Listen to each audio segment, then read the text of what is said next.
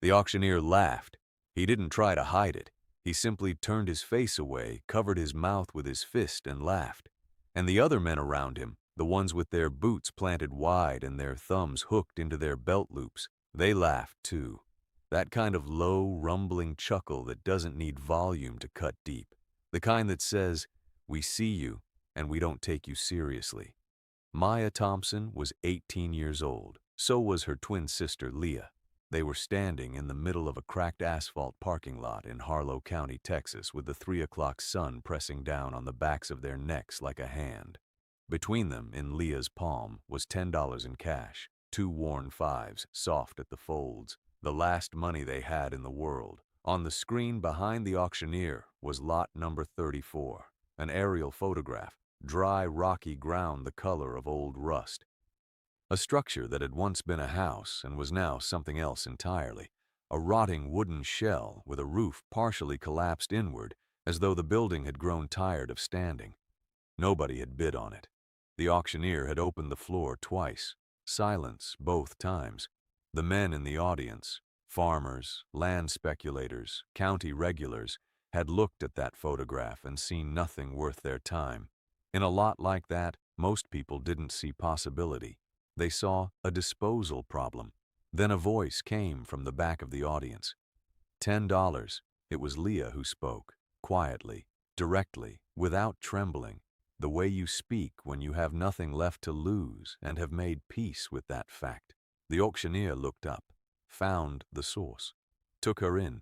Two young black girls, identical, wearing backpacks that had seen hard miles, clothing that had been washed too many times. His expression did something complicated, a flicker of surprise that turned almost immediately into condescension. He glanced to his left. In the front row, Derek King sat with his long legs crossed and the brim of his hat pulled low over sharp eyes. At the sound of that voice, he had turned his entire body in his chair. He looked at the twins the way a man looks at something unexpected, something that momentarily disrupts a plan he thought was settled, and he smiled, slow, quiet, certain. Lot 34, said the auctioneer, reaching for his hammer. Sold for $10, no competing bids. He said it the way you'd say, "Of course not." The way a sentence can be a verdict. What happened next was small and easy to miss. Derek King stood up without a word. He walked toward the parking lot exit. He passed the twins without making eye contact. But just before he reached his truck, a black pickup, clean, expensive, he stopped. He stood with his back turned for 2, maybe 3 seconds. Just stood there. Then he got in and drove off in a cloud of pale dust. Maya saw it. She filed it away in the back of her mind the way you file things that don't make sense yet, but feel important. The week before the auction, the twins had slept in a municipal shelter 40 kilometers away, then on a park bench when the shelter was full, then in the back seat of a woman's car, a stranger who had offered them a night out of the weather but needed the vehicle back by morning. Their grandmother, Ruth Thompson, had died 6 weeks earlier. A massive heart attack, one Tuesday morning, no warning. One moment she was alive, the next she wasn't. That is how it goes sometimes. No drama, just absence. Ruth was the only family they had, not just emotionally, legally. The apartment lease was in her name, the utilities were in her name. The phone plan, the renter's insurance, the library card she kept meaning to use more. Everything that constituted a home existed under her name. And when she was gone, all of it evaporated. The twins woke up in a world where they no longer owned anything that belonged to them, except now, this lot. Leah looked at the paper the auctioneer had placed in her hand. Coordinates, a rural address. She looked at Maya. "It's ours," she said. Maya didn't answer right away. She was still watching the dust trail Derek King's truck had kicked up as it disappeared down the county road. "Why did he want this?" she said. Not to Leah, to herself, to the flat Texas sky. Neither of them had an answer, but the question hung there between them as they walked toward the inner city bus stop because they needed to reach that property before dark, and once they arrived, they needed to figure out what, exactly, they had just bought. If you want to find out what those two young women discovered on that land, Subscribe to this channel. What's coming will surprise you. The aerial photo had made the property look bad. In person, it was worse. The house, and that word was being generous, had a roof that had surrendered on one side completely, the beams folding inward like collapsed ribs. The wooden walls leaned toward each other as though bracing for impact. The front door had no hinges. It was simply propped against the frame at an angle, as though someone had given up on hanging it and walked away.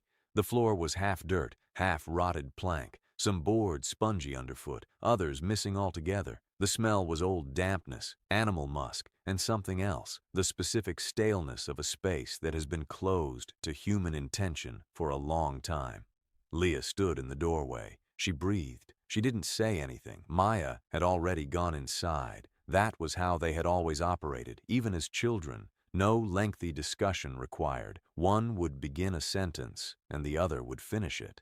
Not because they thought alike, they didn't exactly, but because they had learned through years of shared circumstance how to work as a single organism when necessary, how to split a task cleanly, how to trust the other person to handle the half you couldn't see. Maya went to assess the structural bones of the place, moving through the rooms, pressing her knuckles against load-bearing beams, testing which walls still had integrity, cataloging what could be salvaged versus what had to come down.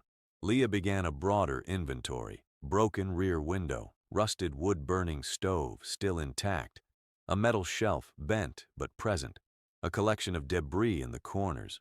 And then, in the far corner opposite the entrance, partially hidden by the shadow of a collapsed wall panel, a green plastic tarp weighed down at the edges by what looked like old bricks. It had survived through sheer stubbornness, the kind of thing that doesn't belong in a place that has been abandoned but refuses to leave. They lifted it together. Tools. Old, yes. Rusted in places. But tools. A hoe. 2 hammers of different sizes. A handsaw with a cracked handle that had been wrapped in electrical tape. A coffee can sealed with masking tape which rattled when shaken. Nails, dozens of them, varying sizes. And beneath all of it, folded in quarters, a hand-drawn map on yellowed paper. No ruler had been used, no drafting instruments. But it was careful, unmistakably careful. It showed the property boundaries, marked where the ground was firmest, indicated a spot where groundwater could be reached, noted the drainage patterns during heavy rain. This was not a rough sketch. This was someone's knowledge, someone who had spent real time learning this land. Maya held the map for a long moment. Someone really knew this place, she said. Who had left it there, and when, and why? Those were questions neither of them could answer yet. They slept that first night inside what remained of the house, backpacks serving as pillows, the tarp spread across the most solid section of flooring they could find. The temperature dropped more than they'd expected for that time of year. By midnight, it was cold enough that their breath showed. Leah lay awake, staring at the hole in the ceiling where the roof had given way. Through the gap, she could see a long strip of sky, black and salted with stars, more stars than you ever see from a city. She thought about her grandmother. Ruth Thompson woke at 5 o'clock every morning without an alarm. The first thing she did every single day was make coffee. She never explained why, she just did. And for years, the smell of that coffee, dark, strong, filling the apartment before the sun was fully up, had been the first signal to Leah that another day had begun, that the world was still in order, that someone was awake and watching over things. That smell was gone now. Leah took a long breath. She held it. She let it out slowly.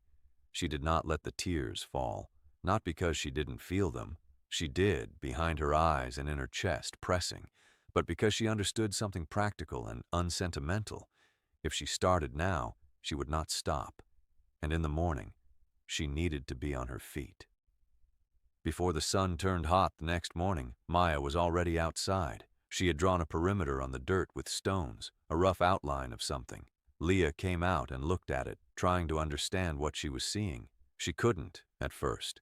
The arrangement of stones looked like the foundation of something, but nothing she could name. "What are you building?" she asked. Maya pointed at different sections. She spoke for 2 minutes without stopping.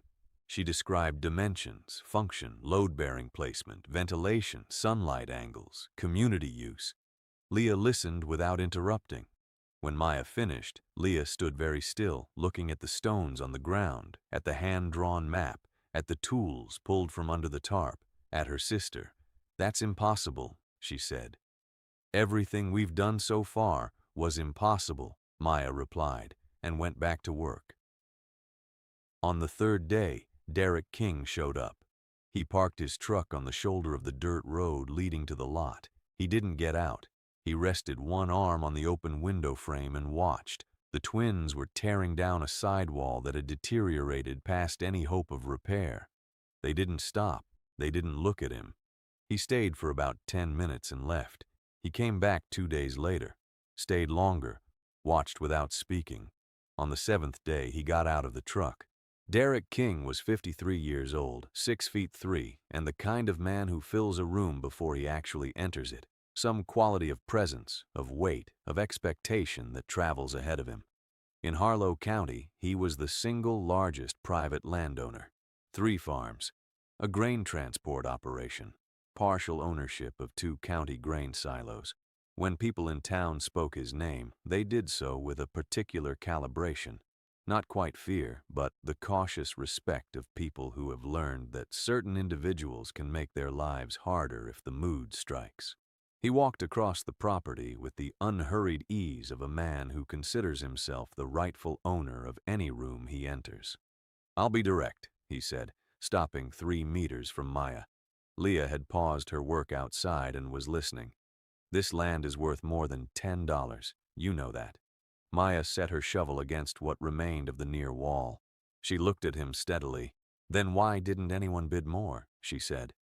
He ignored the question as if it hadn't been asked. He reached into his back pocket and produced a white envelope. He placed it on the broken windowsill that the twins had been using as a makeshift work surface. $2,000 cash. You take it today and walk away." Maya did not touch the envelope. "It's not for sale." Derek studied her for a moment. He looked at Leah. He looked back at Maya. "Everything has a price," he said. "Then make me an offer I'll accept," she replied. He picked up the envelope. He left without another word, his boots raising small clouds of dust with each step. The door that had no hinges leaned against the frame as he passed, and he didn't touch it. Leah watched his broad back disappear through the empty doorway and felt something shift in her chest. Not anger exactly, not fear, recognition, the sense that this scene had the shape of something she had encountered before without knowing yet what it was. The answer began to take form 3 days later, in the last place either of them expected to find it. Leah was clearing away rotten floorboards in one of the inner rooms, prying them up to expose the subfloor beneath, when her shovel struck something that didn't sound like dirt or wood, something uniform, something metallic. She brushed the surface with her fingers, a metal box, small enough to carry in both hands. Rusted at the seams, the latch corroded into a position that time had locked shut like a weld. She called for Maya with a short, 2-note whistle. They carried it outside into the afternoon sun. Maya worked a thick nail under the lid as a lever, prying with patient, even pressure, until the latch snapped open with a sharp, decisive sound. Inside were 3 things: a black and white photograph, a document with a notarized stamp along one edge, and a letter handwritten on paper so old it had gone the color of cream. Maya picked up the letter. Her eyes found the name on the envelope. Both sisters went very still. The letter was not addressed to them. It was not addressed to anyone who had lived on that property in recent memory. It was addressed to Ruth Thompson, their grandmother. Leah stared at those 2 words, at the name she had grown up with, printed in careful, deliberate handwriting on paper that had been buried in the dirt of a lot in Harlow County that no one had wanted for decades. Maya opened the envelope carefully, working the flap loose without tearing. She read the letter once, read it again. When she looked up, Leah saw something cross her sister's face that she had no easy category for. Not sadness, not anger, but the particular expression that arrives when you discover the world was unkind to someone you loved before you were even born to protect them. "We need to find someone," Maya said, folding the letter with the same care she had used to open it. A woman who knew Grandma Ruth here, before we existed. Leah didn't ask how she knew. The name was in the letter, Dorothy Hayes. Dorothy Hayes was 78 years old and lived 11 kilometers away in a small, exposed brick house on an unpaved road that appeared only on the oldest county maps, the ones in physical archives that no one had opened in years. Leah had found the address at the county clerk's office after 2 hours of searching through paper records that smelled of old glue and stale fluorescent light. Dorothy's name appeared on 3 separate property transfer documents dated 1987, each time listed as a witness. Each time her signature sat next to a name written in careful, familiar cursive, Ruth Mae Thompson. When the twins arrived at the house, Dorothy was already on the porch. A small woman with white hair cropped close, sitting absolutely still in a wooden chair, hands in her lap. She watched them come down the dirt road without getting up, without calling out, with the particular stillness of someone who has been waiting a long time for something and has long since stopped expecting it to arrive on any particular day. Before either twin could introduce herself, Dorothy spoke.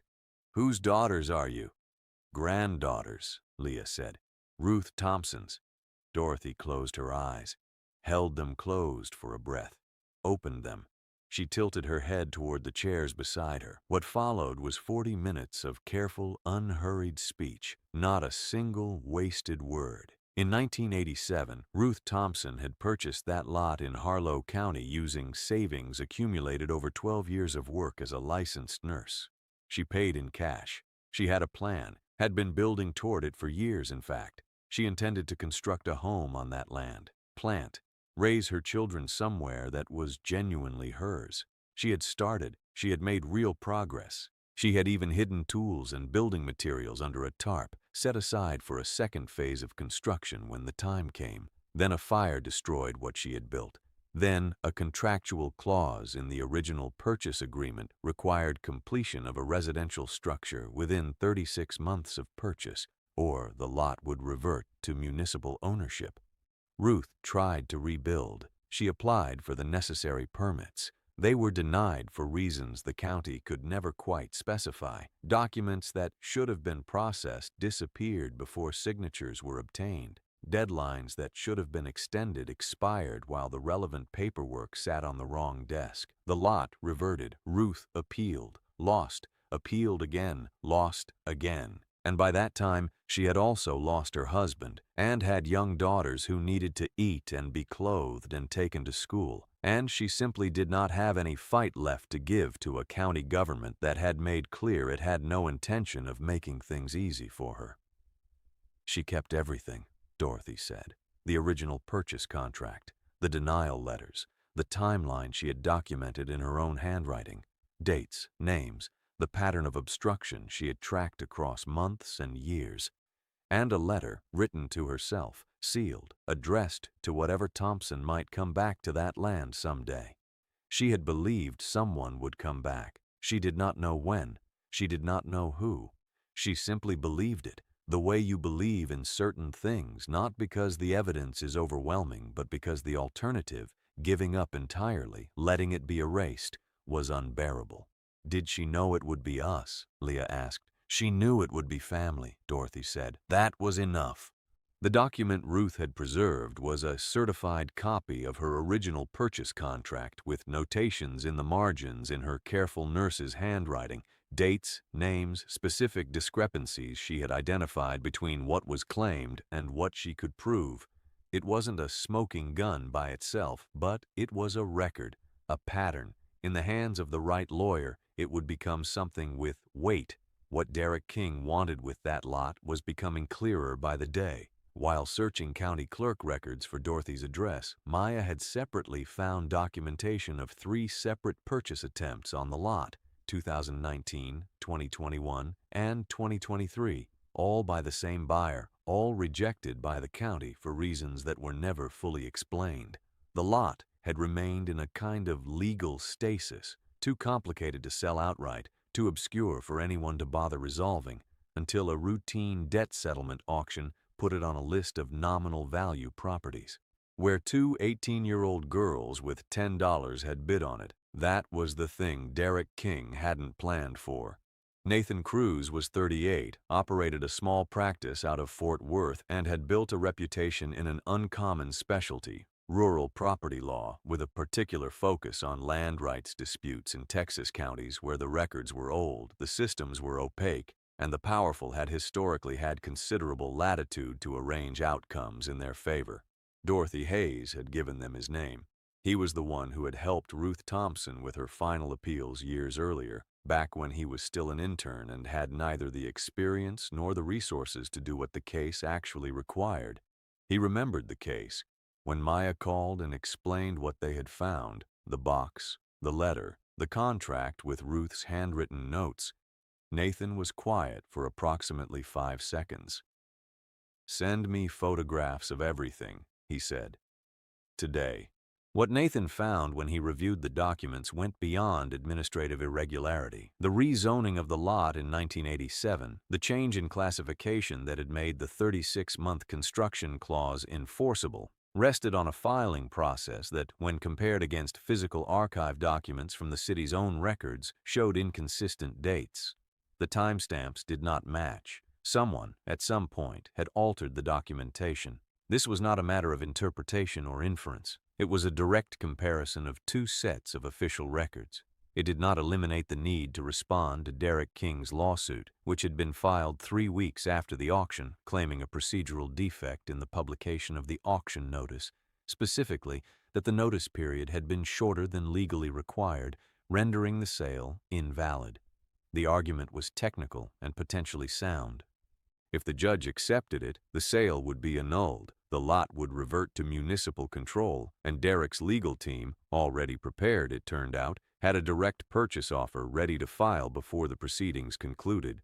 But what Nathan had found in the 1987 documents created something significantly larger than a defense. It opened the possibility of a counterclaim that called into question whether the lot had ever had any legitimate basis for reverting to municipal ownership in the first place. At the hearing, 32 days after the summons was served, the judge heard both sides. Derek King sat across the room in a dark suit with 2 attorneys beside him. He did not look at the twins once during the entire session. Nathan presented for 40 minutes. The original purchase contract, Ruth's letter, the comparative timeline of the administrative denials. 3 expert reports, 2 from document specialists, 1 from a historian with decades of experience in Texas land records, and a published body of work on patterns of discriminatory property law enforcement in rural Texas counties during the latter half of the 20th century.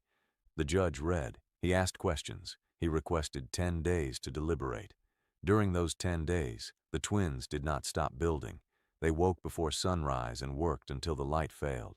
They did not discuss the hearing. There was nothing more to say about it that hadn't already been said.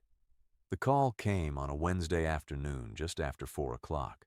Maya was at the top of a wooden frame they'd erected, hammer in hand, when her phone rang. Leah was below, steadying a beam. It was Nathan. "Derek's lawsuit is dismissed," he said. "The sale is valid, and the judge has opened an ex officio investigation into the irregularities from 1987. Maya stood on the frame. The sun was dropping toward the flat Texas horizon, turning the sky behind the distant tree line the color of old copper. The wind moved slowly through the beams around her. Leah called up from below, asking what had happened. Maya climbed down. She set her hammer on the ground. She turned to face her sister. And then it came. The thing that Leah had been holding in her chest since that first night on the dirt floor, beneath the stars visible through the broken roof, when she had decided not to cry because she needed to be functional in the morning. It came now, all at once, without ceremony. They held each other in the middle of the land, Ruth's land, properly theirs now, while the sun finished setting and the wind moved quietly through the wooden structure they had built with their own hands, from the tools their grandmother had left waiting for them under a green plastic tarp. Weeks after the decision, something no one had anticipated arrived from a direction no one had thought to watch. A journalist based in Austin who covered rural land rights and the documented history of discriminatory property practices in Texas published a long-form investigative piece. The 1987 lawsuit records, now public as a result of the judicial investigation, contained Ruth Thompson's name, and the journalist had received a tip from an unexpected source. Dorothy Hayes had written a handwritten letter to the newspaper's editorial office 3 weeks earlier, without mentioning it to anyone. She had described what she knew, what she had witnessed, what she had waited decades to see addressed. The story spread. 2 18-year-old sisters, homeless, $10, a piece of land no one wanted, a legal fight they had no reason to win, a grandmother who had planned for a return she never lived to see. It reached every major Texas outlet within 48 hours. Within a week, it had crossed state lines. What the twins had been building was not a house. It was a community center, small, functional, carefully designed to serve the rural population of the county's outer districts. A place that would offer literacy classes for adults and children in a part of the region that, as the twins had discovered over months of conversation with local families, had almost no access to any kind of educational infrastructure. No libraries within reasonable distance, no after-school programs, no adult education resources. Maya had designed the space herself, by hand, using the hand-drawn map they had found beneath the tarp as her primary reference. That map, they later confirmed, was Ruth Thompson's original sketch, drawn sometime in 1987, of what she had intended to build on that land before the system made it impossible. Her granddaughter had completed it. Following the media coverage, donations arrived from across Texas, then from neighboring states. A rural education nonprofit reached out about a formal partnership. A regional construction company offered to expand the facility at no cost. A university in Fort Worth contacted Maya directly about an architecture scholarship. Derek King made no public statement, but his name appeared in the judicial investigation into the 1987 irregularities, not as a direct perpetrator, but as someone who had indirectly and substantially benefited from a chain of land speculation activity that had accelerated in the period immediately following the illegal reversal of Ruth's lot. What that would mean in legal terms was not yet determined, but it was in the record, visible to anyone who looked. On a Saturday afternoon, 3 months after the auction, Maya and Leah opened the doors of the center for the first time. Dorothy Hayes sat in the front row in a white plastic chair, hands folded in her lap, watching the first families come through the entrance. She said nothing as people filed in.